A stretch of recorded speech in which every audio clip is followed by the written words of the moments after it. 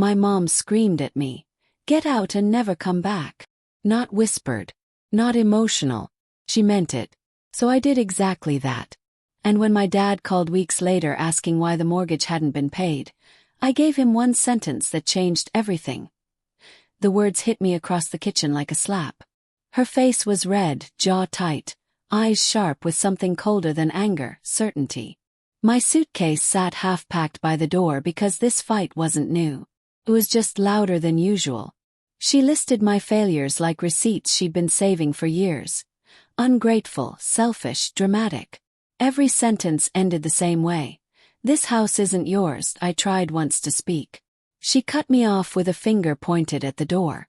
"Get out. And don't come back." Dad stood behind her, silent, eyes fixed on the counter as if wood grain could save him from choosing a side. That was the moment it clicked.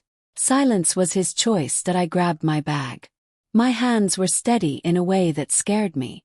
No tears. No goodbye. I didn't look back because I knew if I did, I'd beg. And I was done begging for space in a house that only wanted what I could give. The days after were eerily quiet. No text. No missed calls. I waited for the anger to cool, for someone to reach out and ask if I was okay. Nothing came. A week passed. Then two. Their silence was louder than the fight, a confirmation I hadn't imagined the imbalance all these years. I had always been useful, never essential. 3 weeks later my phone rang. Dad's name lit up the screen. His voice was thin, shaky. We're behind on the mortgage," he said, skipping pleasantries like they were luxuries. "The payment didn't go through. Did something happen?" I leaned against the wall of my small borrowed room and listened to him explain late fees, notices, the bank's tone changing. He sounded scared. Not for me, not for the rupture, but for the house. For the thing that had always mattered more than my presence in it. I took a breath and gave him one sentence, calm and clean. "You told me to get out and never come back, so I stopped paying for a home I'm not allowed to live in." The line went dead quiet. No arguments, no excuses, just the sound of consequences settling in. That was the moment I understood power in families isn't about who yells the loudest. It's about who controls access to love, safety, and money, and who's expected to provide it without question. But to understand how we got here, you need to know what I've been hiding for years. My name is Cheryl. I'm 29. And for most of my life, I was the responsible one. The daughter who didn't cause problems and didn't ask for much. That sentence used to feel like a badge of honor. Now it feels like a warning labeled on paper. My life looks solid. I was a regional manager in real estate, overseeing multiple offices across Phoenix and the surrounding suburbs. Long hours, constant calls, steady promotions. I paid my bills on time, showed up early, and fixed problems before anyone else noticed them. Responsibility wasn't just something I did. It was who I was. The house I grew up in matched that image perfectly. A wide, beige suburban home in Phoenix with trimmed hedges, a spotless driveway, and a kitchen that always smelled faintly of lemon cleaner. From the outside it screamed stability. Inside it ran on control and quiet compliance than why Mom Linda cared more about how things looked than how they felt. She curated our lives the way other people curate social media. Holiday photos perfectly staged, neighbors always impressed, problems handled behind closed doors or not acknowledged at all. Emotions were messy. Messy things were embarrassing. My dad, Robert, survived by disappearing in plain sight. He avoided conflict like it was a disease. When my mom criticized, corrected, or controlled, he went silent, eyes down, shoulders slumped, present but never participating. His silence taught me an early lesson. Peace belonged to whoever made the least noise. Oh, I became the easy child. I didn't rebel. I didn't slam doors or test limits. That was my sister Emma's role. Emma pushed back, questioned rules, and paid for it with constant fights and punishment. I watched and learned. Compliance kept the temperature down. Compliance earned approval. Conditional, fleeting approval, but approval all the same. That if Mom needed help, I helped. If Dad needed quiet, I provided it. If Emma exploded, I smoothed things over. I was the peacekeeper, the buffer, the one who absorbed tension so the family could pretend everything was fine. That pattern didn't end when I became an adult. It followed me into my career, my relationships, and eventually back into that house. I paid bills without being asked. I solved problems no one wanted to acknowledge. And I confused usefulness with love that I thought moving out would finally give me freedom. Instead, it just changed how the chains felt. Things really shifted the year my dad lost his job. At first, no one said the word crisis. My mom framed it like a temporary inconvenience. Robert's layoff came wrapped in optimism. Severance package. Promises from old contacts. Linda assured everyone it would be quick. Just a bump in the road. I believed her because believing kept things calm. Panic was never allowed in our house. It ruined the image. First, my help was small and sensible. Covering a utility bill here. Groceries there. Linda always presented it gently, almost lovingly. Family takes care of family, she'd say. Squeezing my hand like this was a shared moral value, not a quiet obligation being assigned. I told myself it was temporary. My first payments felt reasonable, things I could absorb without dipping too far into savings. I was making good money as a regional manager. Helping felt like proof I was a good daughter. A responsible one. The golden one, but weeks turned into months. And Robert stopped looking for work with any urgency. Rejections bruised his pride, and instead of pushing through, he retreated. He slept later, watched more television, avoided conversations about resumes and interviews. Silence became his coping mechanism. Linda, meanwhile, didn't change her spending habits at all. The house still had fresh flowers every week. New decor appeared like magic. She justified it with bargains and credit cards, telling me stress deserved small comforts. The math never added up, but I wasn't allowed to question it. Sunday dinners became unbearable. They were supposed to be about togetherness, but every meal felt like a performance review I hadn't agreed to. Linda would casually mention bills within earshot. Robert would sigh dramatically. No one asked directly, but I always paid. I started to notice the toll when my friends did, and my lifestyle didn't match my income anymore.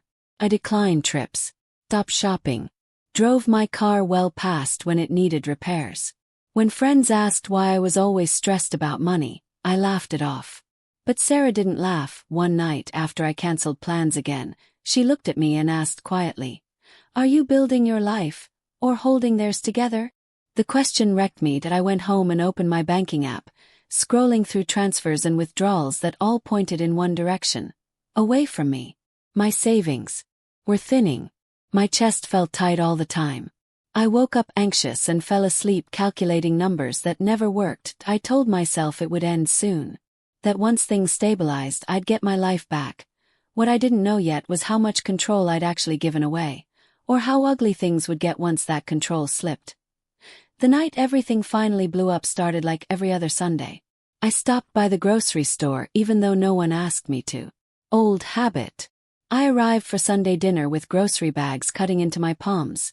Fresh produce, meat, and a bottle of wine Linda liked but never bought for herself anymore. Had become routine.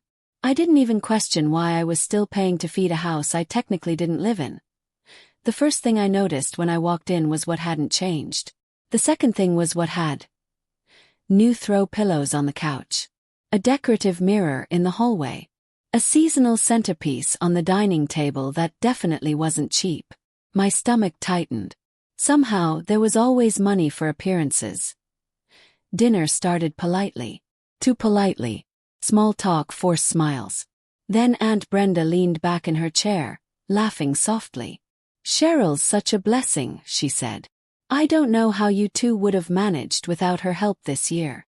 The room froze. Linda's smile didn't disappear right away. Stiffened. Her eyes flicked to me, sharp and calculating. "What do you mean by that?" she asked, voice light but brittle. Aunt Brenda blinked, confused. "Well, Cheryl's been covering so much, utilities, groceries, the mortgage gap. Enough." Linda's chair scraped loudly against the floor as she stood. The calm shattered instantly.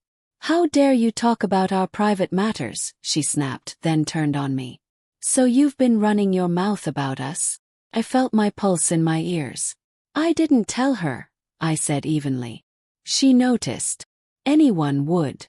Linda laughed, a sharp, humorless sound. You went behind our backs. You made us look pathetic. That's not what happened, I said, finally setting the bags down.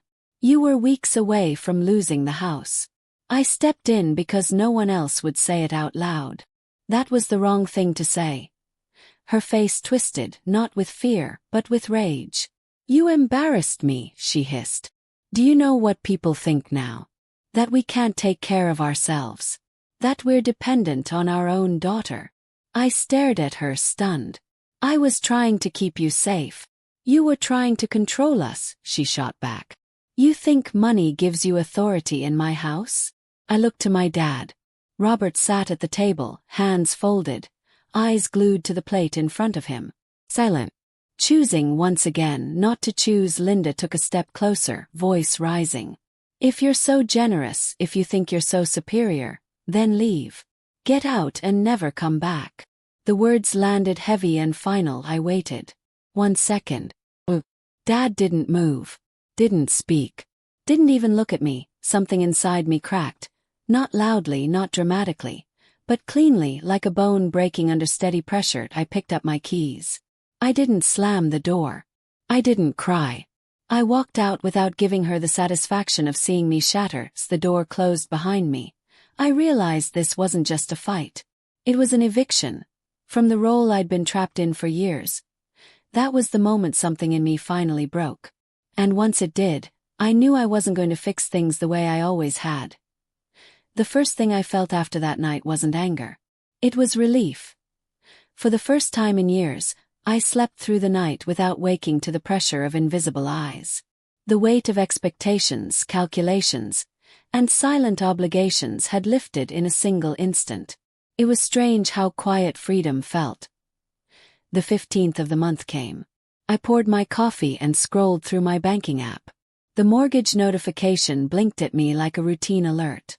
I paused, took a sip, and then calmly tapped the button to cancel the recurring payment. No drama. No hesitation. No guilt. Just clarity. A confirmation screen popped up. Payment cancelled. I set my phone down, finished my coffee, and watched the sun climb through my window. It was just another morning, except it wasn't. I had reclaimed a part of my life that had been quietly siphoned away for years. Week 1. Silence. Not a call, not a text. Not even a hint that anyone noticed. Week 2. Still nothing. I almost started to wonder if I'd imagined the entire pattern, the endless weeks of being needed for everything but seen for nothing. Week 3. The messages began. First, they were tentative. Careful. Hey, are you okay? Dad would text in the evening, unsure of whether he was asking or demanding. Each message became slightly more frequent, slightly more panicked. It was a slow escalation from casual check-ins to the unmistakable edge of panic, the kind that comes when someone realizes their safety net has been removed. I read each one and let them sit. I didn't respond immediately. There was no satisfaction in ignoring them, just a quiet acknowledgement that the balance of power had shifted, finally and irrevocably. Every alert on my phone reminded me of the weeks of waiting, the constant tension I had carried like invisible chains. And now, the chains were mine to break, one deliberate decision at a time. By the 3rd week, the messages started. And then my dad showed up at my door. 2 days later, my dad showed up at my building. When I opened the door, he looked worn down in a way I'd never seen before. His shirt was wrinkled, collar undone, eyes rimmed with exhaustion. "Cheryl," he said softly, almost pleading. Mom was cornered. She didn't mean it. I let him in. We sat in the small living room of my apartment, sunlight streaming through blinds that blocked the city chaos outside. "Really, Dad? Is that why you're here? To apologize for her? Or is there something else?" I asked, my voice steady. He shuffled his feet, avoided my gaze. "The mortgage. We didn't know how close we were. Everything was slipping. I didn't know what to do." I tilted my head, letting the words hang. "Let me be clear. I've been covering it for years. Every month on time. Bills, groceries, everything you couldn't, or wouldn't, handle. I rearranged my life to keep yours stable. And no one ever asked." His face fell, disbelief washing over him. "We didn't know," he whispered. "You knew someone was paying. You just didn't ask who," I said calmly. The truth hit him like a physical weight. Tears formed in his eyes. "Cheryl, I'm so sorry. Promise things will change. I'll talk to Mom. We'll fix this." I shook my head slightly, my tone even. "Dad, it's too late for promises. I'm not paying anymore." He choked back a sob, repeated apologies spilling out like water from a broken dam. But I didn't flinch. I had already made my decision. I had already chosen myself. He left, broken. The door clicked shut, a sound that finally felt final. My phone buzzed non-stop afterward. Mom's messages flooded in, one after another, full of panic, manipulation, and anger. I didn't open a single one. Few days later, I drove past the house. The foreclosure notice was taped to the door, official and stark. Inside, I could see Mom watching through the blinds, eyes wide, probably screaming something I would never hear. I didn't stop. I didn't slow down. For the first time in years, I felt something I hadn't allowed myself to feel. Calm. Freedom. And yes, peace. And in that moment, driving past that house, I felt something I hadn't felt in years. Peace. The fallout didn't come all at once. It arrived in pieces. Calls stopped gradually. Dad's tentative texts became non-existent. Relatives casually mentioned that my parents had downsized, adjusting to a reality they hadn't controlled for years. It was quiet, but the absence of pressure was deafening. I noticed changes in myself almost immediately. Mornings became easier. Coffee tasted better when sipped slowly, not as fuel for another day of invisible obligations. Sleep came naturally, uninterrupted, and for the first time in years, I woke up present in my own life. Sarah noticed it too. One morning over brunch, she said, "You're really here now, Cheryl. Not just in the room, but actually here." I smiled, a small acknowledgement of what had taken me so long to achieve. Work felt different as well. Stress still existed, but it had boundaries. Deadlines were no longer chains. Meetings were no longer traps.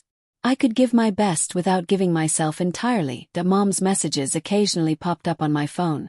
Apologies carefully wrapped in regret and thinly veiled guilt. I didn't respond.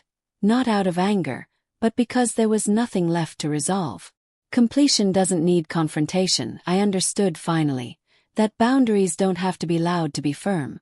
The money, the time, the peace, finally they were mine. Consequences exist, yes, but cruelty does not have to. Family relationships could exist without sacrifice being synonymous with self-erasure.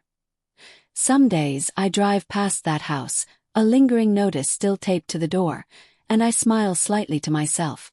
The house, the roles, the expectations, they all belong to a past that no longer dictates my present. Some people think family means endless sacrifice. I learned the hard way that real family doesn't survive on guilt, control, or silence. Walking away didn't make me heartless. It gave me my life back. Family isn't what it's supposed to be. It's what it actually is. Love, support, and respect. When those elements are replaced by obligation, guilt, and control, it stops being family, it becomes a trap. And sometimes, choosing yourself doesn't mean you stop caring. It means you stop letting yourself be erased. The cost of keeping peace had been enormous. Years of stress, sleepless nights, and financial strain. I gave everything to preserve the illusion of stability, while losing touch with my own needs. Walking away wasn't easy. It required courage, reflection, and the willingness to face judgment and anger. But it restored clarity, autonomy, and peace. Anyone watching who feels trapped by family expectations or manipulation, you're not alone in this struggle. If this story hit close to home, drop a comment below. Have you ever been forced to choose between keeping the peace and keeping yourself? Share your story in the comments. This is a judgment-free space. Your experiences matter. Choosing yourself is an act of survival, not selfishness. It's about recognizing that love isn't obligation, and loyalty isn't a chain around your neck. It's about reclaiming what was quietly taken from you over years of compliance, and why mornings now are mine. My coffee tastes sweeter because it's just for me. I'm present in conversations, in work, and in moments that once passed unnoticed. Sarah notices. I notice. Life finally feels like my own. This story is a testament to the courage it takes to prioritize yourself without guilt, and to the clarity that comes when you stop being responsible for dysfunction that isn't yours. If you want to hear more real family drama stories like this, hit that subscribe button so you don't miss the next one. And if you've ever felt trapped by family obligation, know this. Choosing yourself isn't selfish. It's survival. Thanks for watching.